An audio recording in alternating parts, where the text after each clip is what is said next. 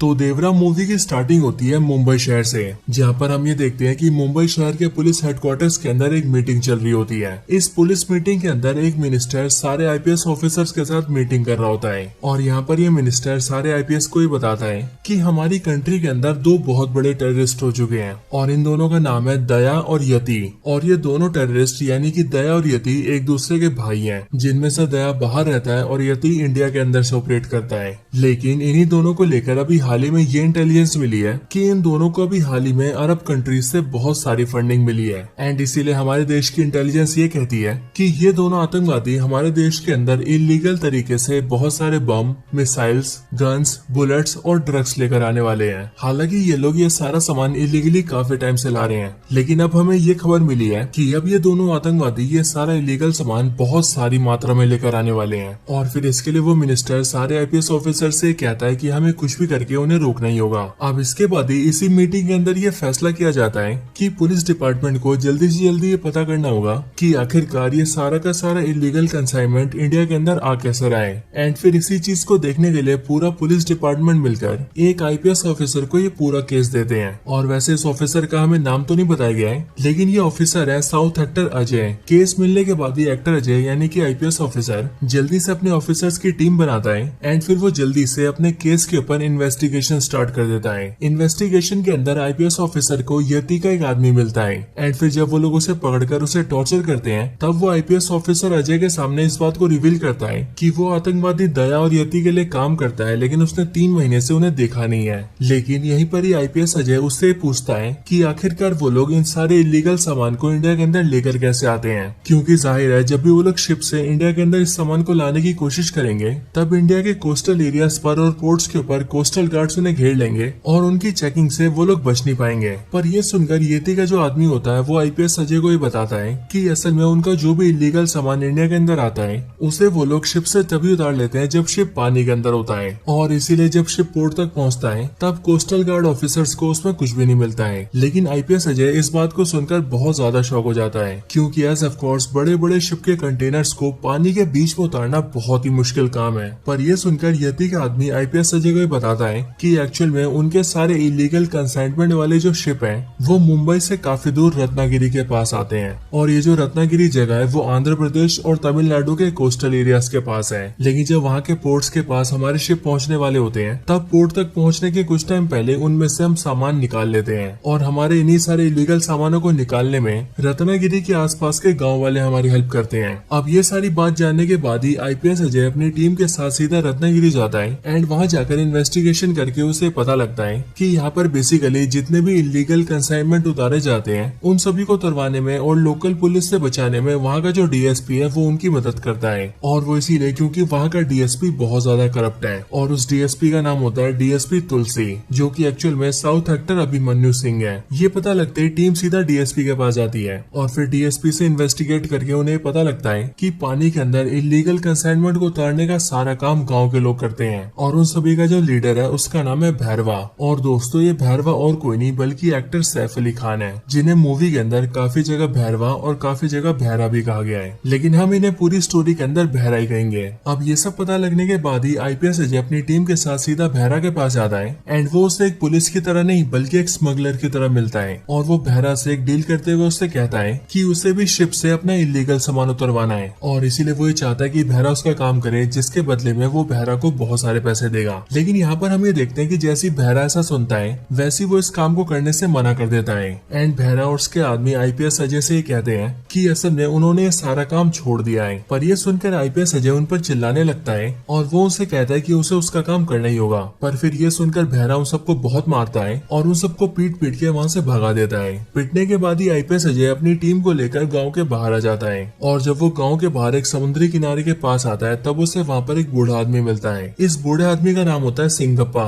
जो की होते हैं एक्टर प्रकाश राज। और इसीलिए जब यहाँ पर आईपीएस अजय सिंगप्पा से मिलता है तब वो उससे भैरा और उसके गाँव के बारे में पूछता है एंड वो सिंगप्पा से पूछता है कि आखिर वो कौन सी वजह है जिस वजह से भैरा और उसके लोगों ने अब ये काम छोड़ दिया है। ये सुनकर सिंगप्पा आईपीएस अजय से कहता है कि इसके पीछे एक बहुत बड़ी कहानी है, लेकिन इस कहानी को सुनने से पहले तुम्हें हमारा इतिहास जानना होगा। अब ये बोलकर सिंगप्पा अपनी कहानी सुनाना स्टार्ट करता है। सिंगप्पा बताता है कि आज से बहुत साल पहले यहाँ पर एक राज्य हुआ करता था, और उस राज्य के जो जो सैनिक थे वो बहुत ही ज्यादा निडर, ताकतवर और बहादुर थे एंड इसीलिए उन जैसे योद्धा आसपास कहीं भी नहीं थे। और इसीलिए इस राज्य के ऊपर अब तक जितने भी हमले हुए उन सभी हमलों में उन सारे योद्धाओं ने राज्य को बचा कर रखा। लेकिन इतने सारे युद्ध लड़ने की वजह से राज्य को काफी नुकसान हुआ और फिर इसीलिए जब आखिर में अंग्रेज यहाँ पर आए तब इस राज्य की योद्धाओं ने उन अंग्रेजों को तो भगा दिया, पर इतना सब होने की वजह से राज्य का शासन बिगड़ गया और यहाँ का राज्य और पूरा राजपाट समाप्त हो गया। और फिर इसीलिए ये सब होने के बाद ही वो सारे योद्धा जो कि इस राज्य की हिफाजत करते थे उन सभी ने अपने परिवारों को लेकर यहाँ पर गाँव बसाना शुरू कर दिया।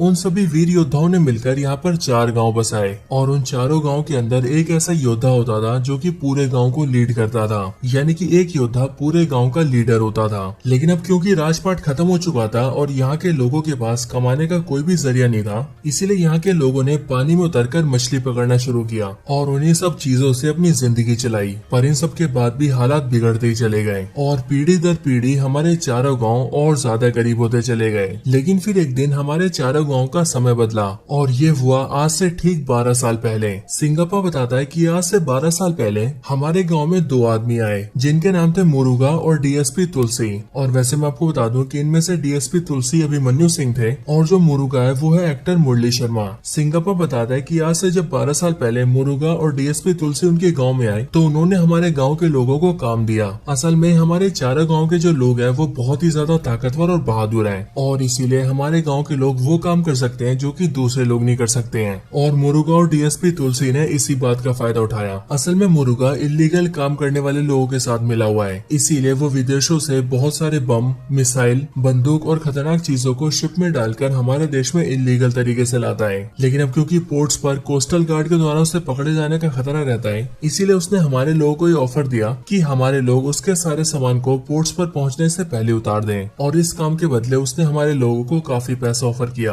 और इसीलिए हमारे लोगों ने ये काम करना शुरू कर दिया। अब इसके बाद ही सिंगापा आईपीएस अजय को देवरा की कहानी बताना स्टार्ट करता है और वो कहानी बताते हुए उन सबसे ये कहता है कि आज से 12 साल पहले जब ये सिलसिला शुरू हुआ तब मेरे गांव का लीडर देवरा था और देवरा के अलावा बाकी तीनों गांव के जो लीडर्स हैं वो है भैरा, कुंजारा और रैयप्पा। और चारों गांव के इन सारे लीडर्स ने मिलकर अपने सारे आदमियों को इकट्ठा किया एंड फिर उन सब ने मुरुगा के कहने पर उसका काम करना शुरू कर दिया। अब इसके आगे सिंगापा की कहानी में हमें देवरा की फैमिली के बारे में पता लगता है, जहाँ पर हम ये जानते हैं कि देवरा की फैमिली में उसकी वाइफ है, देवरा की मदर है, देवरा का एक बेटा है जो कि 12-13 साल का है और इसके साथ ही देवरा की वाइफ प्रेग्नेंट भी है, जिस वजह से आगे चलकर देवरा को एक बेटी भी होती है। देवरा अपनी फैमिली के साथ अपनी लाइफ में बहुत खुश होता है और जो काम देवरा और उसके लोग कर रहे थे उनसे उन्हें काफी अच्छा पैसा मिल रहा होता है, इसीलिए चारों गांव की जिंदगी काफी अच्छी चल रही होती है। लेकिन कहानी में आगे हम ये जानते हैं कि जो सैफ अली खान का कैरेक्टर है यानी कि भैरा, वो देवरा से बहुत ज्यादा जलता है और ऐसा इसीलिए क्योंकि देवरा के खुद के गाँव के साथ साथ बाकी के तीनों गाँव भी देवरा की बहुत ज्यादा इज्जत करते हैं। और सिर्फ यही नहीं बल्कि चारों गाँव के सारे लोग मिलकर हर साल एक खास पूजा करते हैं जिस पूजा का नाम है शस्त्र पूजा। एंड बेसिकली इस शस्त्र पूजा के अंदर चारों गांव से 2-2 योद्धा भाग लेते हैं और जिस गांव का योद्धा आखिरी तक टिका रहता है और सारे लोगों को हरा देता है वो इस प्रतियोगिता को जीत जाता है। और जो भी इसे जीतता है उसे इनाम के तौर पर सारे पूर्वजों के हथियार मिलते हैं, यानी कि वो सारे शस्त्र जिन्हें उनके पूर्वजों ने इस्तेमाल किया होता है। एंड इसीलिए जीतने वाला इन सारे शस्त्रों को अपने घर में रखता है और ये इन सब के लिए बहुत सम्मान की बात होती है। और यहाँ पर हमें पता लगता है कि बीते बहुत सालों से शस्त्र पूजा की प्रतियोगिता को हर बार देवरा ही जीतता है एंड इस रीजन की वजह से भी भैरवा देवरा से बहुत ज्यादा नफरत करता है, लेकिन सामने वो हमेशा ये दिखाता है कि वो देवरा का दोस्त है। अब इसके आगे हमें पता लगता है कि देवरा के गांव में एक लड़का होता है जिसकी उम्र 15-16 साल होती है एंड ये लड़का बेसिकली पढ़ाई करने के लिए बाहर शहर में जाता है और अक्सर अपने गाँव से शहर के बीच बस से अप डाउन करता है। लेकिन एक दिन अचानक से जब वो शहर से पढ़ाई करके अपने गाँव आ रहा होता है तभी रास्ते में कुछ आतंकवादी उसके बस को घेर लेते हैं एंड उसके पूरे बस को बम से उड़ा देते हैं और फिर बस के अंदर जो भी लोग बचे होते हैं उन सबको गोलियों से मार देते हैं और फिर इसके बाद ही वो मरे हुए लोगों से सारे सामान का लूटपाट कर लेते हैं। अब जब इस लड़के की डेड बॉडी देवरा के गांव पहुंचती है तब देवरा को ये देखकर बहुत बड़ा धक्का लगता है और वो इसीलिए क्योंकि जो बच्चा मरा होता है उसके पिता पहले से ही मर चुके होते हैं एंड इसीलिए ये बात देवरा को बहुत ज्यादा दुखी करती है। लेकिन फिर इसके बाद ही देवरा और बाकी गाँव के लीडर से मिलने के लिए मुरुगा और डीएसपी तुलसी आते हैं और वो दोनों सबसे कहते हैं कि कल के दिन उन्हें अगला माल उतारना है। पर इस बार ये सुनकर देवरा मुरुगा और डीएसपी तुलसी से कहता है कि उन्हें इस काम काम को कुछ दिनों के लिए रोक देना चाहिए, क्योंकि इस टाइम पर कोस्टल गार्ड ऑफिसर्स की सख्ती बहुत ज्यादा बढ़ गई है और इसीलिए पकड़े जाने का खतरा काफी ज्यादा है। लेकिन देवरा जैसे ऐसा बोलता है वैसे हम ये देखते हैं कि बहरा और कुंजारा ये बोलते हैं कि अगर देवरा को नहीं आना है तो वो ना आए, हम उसके बिना भी इस काम को कर लेंगे। लेकिन फिर इस बात को सुनकर ही जो चौथे गाँव का लीडर होता है यानी कि रैयप्पा, वो देवरा को साथ आने के लिए कहता है और वो देवरा को ये बोलकर मना लेता है कि अगर देवरा साथ होगा तो वो उन सबको किसी भी हालत से बचा लेगा। एंड फिर इसीलिए रैयप्पा की इस बात को सुनकर देवरा राजी हो जाता है और फिर वो सब अपने काम के लिए निकल जाते हैं। लेकिन अब क्योंकि सख्ती बहुत ज्यादा बढ़ चुकी थी, इसीलिए इस बार पानी के अंदर बहुत सारे कोस्टल गार्ड ऑफिसर्स होते हैं और इसीलिए वो लोग देवरा और उसके सारे साथियों को पकड़ लेते हैं। शिप पर जब देवरा और उसके सारे लोग पकड़े जाते हैं तब सारे कोस्टल गार्ड ऑफिसर्स में से जो सबसे सीनियर होता है वो उन सबसे कहता है कि वो भी यहीं पास में ही रहता है और इसीलिए वो देवरा और उसके सारे साथियों को जानता है। लेकिन हाँ, उसने ये सुना था कि उनके बाप दादा बहुत बहादुर थे और बहुत बड़े योद्धा थे और उन्होंने अपने देश को बचाने के लिए हर बाहरी ताकत का सामना किया था। लेकिन यहाँ पर वो ये देख रहा है कि उन्हीं योद्धाओं के बच्चे अब चोरियां कर रहे हैं और ऐसे स्मगलर्स और क्रिमिनल्स का साथ दे रहे हैं जो कि हमारे देश को ही बर्बाद कर रहे हैं। इन सब के आगे वो ऑफिसर वो सारे कंटेनर खोलता है एंड वो सबको दिखाते हुए सबको बताता है कि इन सारे कंटेनर्स में बंदूक, बम, हथियार, गोले एंड इस तरह की सारी खतरनाक चीजें हैं और ये सारी चीजें जब इलीगली स्मगलर्स और क्रिमिनल्स के हाथ जाती हैं तब वो सब इन सब से हमारे लोगों को मारते हैं। अब जब देवरा उस ऑफिसर की सारी बातें सुनता है तब वो ये समझ जाता है कि वो ऑफिसर बिल्कुल सही कह रहा है और इसी टाइम पर वो अपने गाँव के लड़के की मौत को भी याद करता है, क्योंकि उस लड़के की मौत भी इन सारे हथियारों के हमारे देश में आने की वजह से हुई थी। और फिर इसीलिए यहीं पर ही देवरा अपने मन में डिसाइड करता है कि अब से वो ये सारा काम छोड़ देगा। लेकिन इस टाइम पर ही देवरा ये देखता है कि बहरा, कुंजारा, रैयप्पा और उसके बाकी सारे लोग अचानक से सारे कोस्टल गार्ड ऑफिसर्स के ऊपर हमला कर देते हैं एंड उन्हें मारने लगते हैं। लेकिन फिर ये देखकर देवरा अपने लोगों के खिलाफ हो जाता है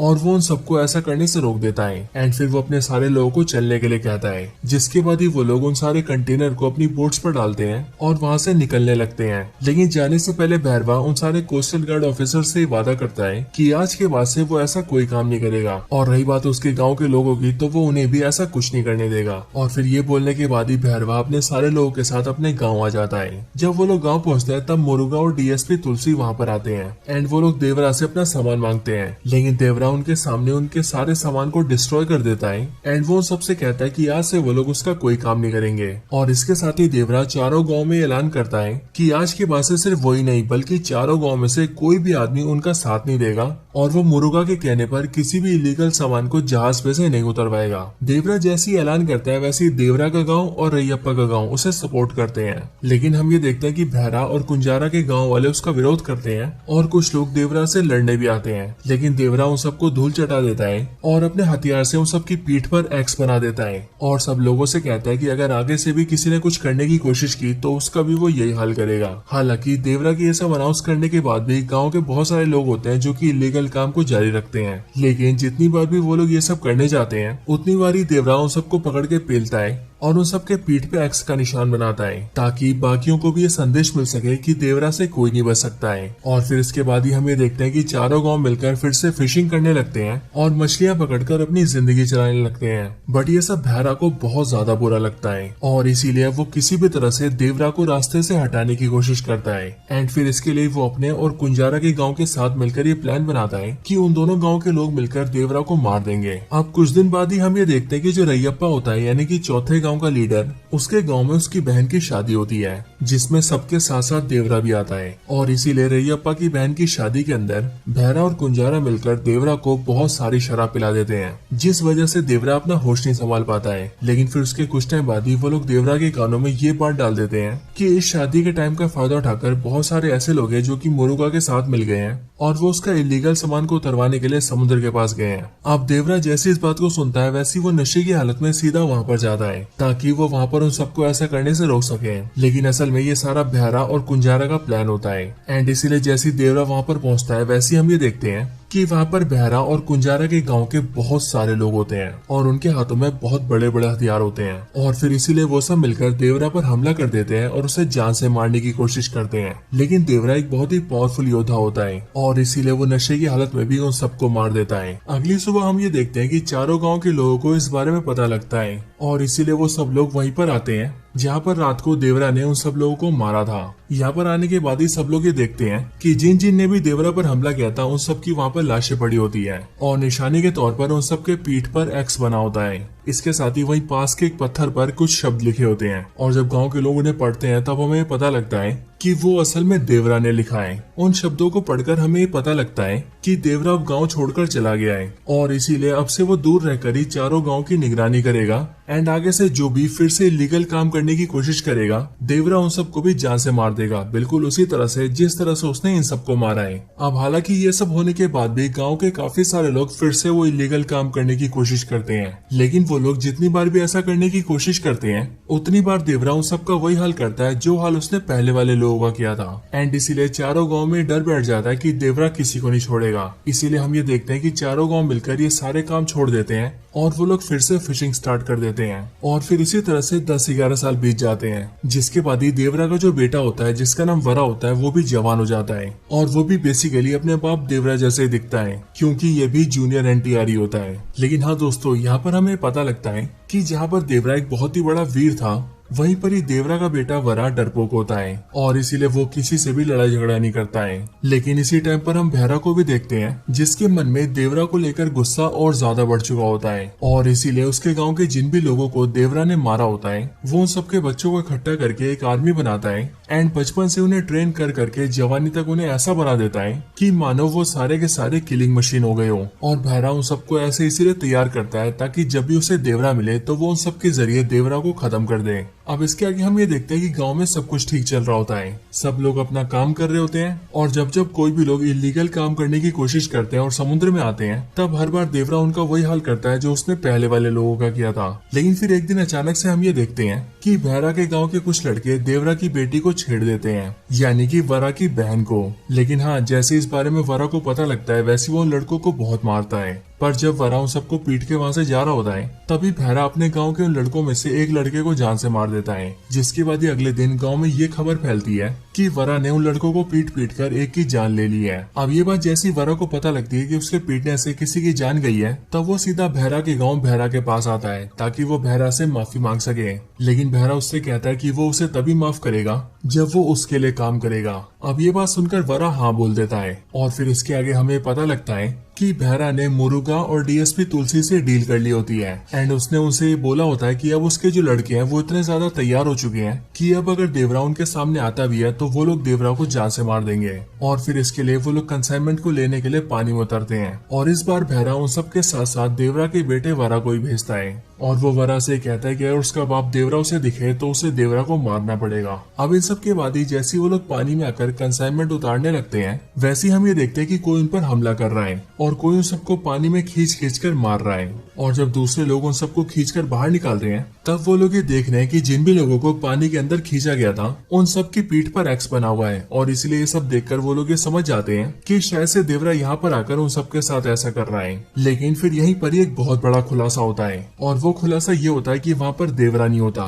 बल्कि देवरा का बेटा वरा ये सब कर रहा होता है। और फिर जब वो उन सारे लोगों की पीठ पर एक्स बना देता है और उन्हें बेहोश कर देता है तब वो सबको शिप में डालकर तट पर ले आता है और तब उससे वहाँ पर मिलने आते हैं प्रकाश राज यानी कि सिंगप्पा। एंड फिर यहाँ पर आकर स्टोरी खुलती है और हमें पता लगता है कि असल में जिस रात सारे लोगों ने देवरा पर हमला किया था उसी रात को देवरा की मौत हो गई थी। लेकिन देवरा के बेटे वरा ने और सिंगप्पा ने दोनों ने मिलकर देवरा को मरने के बाद भी उसे किस्से कहानियों में जिंदा रखा ताकि चारों गांव के मन में जो डर है वो डर बना रहे और कोई भी गलत करने से पहले 100 बार सोचे। और सिर्फ ये नहीं बल्कि देवरा के मरने के बाद जितने भी लोगों के साथ हमें ऐसा लगा कि उन्हें देवरा ने मारा है उन सबको भी असल में वरा नहीं मारा था। लेकिन ये सारी बातें जानने के बाद ही जब हमें पता लगता है कि देवरा की मौत हो चुकी है और देवरा उसी दिन मर गया था जिस दिन उन लोगों ने देवरा पर हमला किया था तब यहाँ पर एक बहुत बड़ा सवाल उठता है और वो इसीलिए क्योंकि उस दिन देवरा से लड़ने के लिए जो भी लोग आए थे देवरा ने उन सबको मार दिया था। तो आखिरकार उन सबको मारने के बाद भी देवरा की मौत कैसे हुई और आखिरकार वो कौन था जिसने देवरा को मारा होगा। सो एंडिंग में हमें इसका भी आंसर मिलता है और हमें पता लगता है कि उस दिन जिस दिन देवरा ने उन सबको मार दिया था तब उन सब के बाद देवरा से मिलने के लिए वहाँ पर देवरा का बेटा वरा आया था और देवरा के बेटे वरा ने देवरा को चाकू मार के जान से मार दिया था। यानी कि देवरा का कातिल और कोई नहीं बल्कि देवरा का बेटा वरा है, जिसने सिर्फ 13-14 साल की उम्र में अपने पिता देवरा को मार दिया था। लेकिन दोस्तों जैसे हमें इस सवाल का जवाब मिलता है वैसे ये मूवी एंड हो जाती है और अपने साथ ये सवाल छोड़ जाती है कि आखिरकार देवरा के बेटे वरा ने देवरा को क्यों मारा। लेकिन हाँ,